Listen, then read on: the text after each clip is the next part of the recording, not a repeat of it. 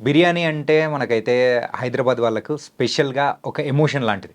So, biryani తిన్న తర్వాత దాంతో పాటు ఒక థమ్స్ అప్పో, పెప్సీనో ఏదో ఒకటి ఇట్లా కూల్ డ్రింక్ తీసుకోవడం సర్వసాధారణం. ఇలా తీసుకుంటే అంటే హెల్త్ మీద వచ్చే ఏమన్నా ప్రభావాలు ఏమన్నా ఉంటాయంటారా? మనం ఇంటికాడ రైస్ తింటాం కదా, యాహ్! ఎంత తింటాం? హ్మ్. ఇంత తింటాం. యాహ్! ఇంత హ్మ్. తింటాం. ఇప్పుడు ఏదో ఫలానా మనిషి ఉన్నాడు, డైలీ రైస్ తింటున్నాడు ఇంట్లో. సాంబార్, పప్పు, రసం, కర్రీస్ తోటి ఇంత తింటాడు. ఇప్పుడు ఈ పేషెంట్ మంచిగా ఉంటుండు, జాబ్ పోతుండు, వస్తుండు, ఇట్లా చాలా ఒక కేసే అనుకోండి. ఎందుకంటే ఇటువంటి మనుషులు వచ్చిండ్రు మన దగ్గర. హ్మ్.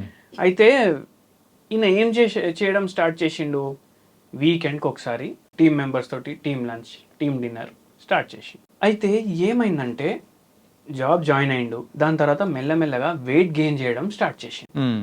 వెయిట్ గెయిన్ చేసిండు. ఇప్పుడు 4-5 ఇయర్స్ అయింది జాబ్ జాయిన్ అయ్యి, 30 ఏళ్ళకి వచ్చేసిండు. 30 ఏళ్ళకి వచ్చిన తర్వాత ఏమైంది, ఆఫీస్ వాళ్ళు రెగ్యులర్ హెల్త్ చెకప్లు చేపిస్తారు. హ్మ్. అప్పుడు షుగర్ వ్యాధి ఉందని బయటపడ్డది.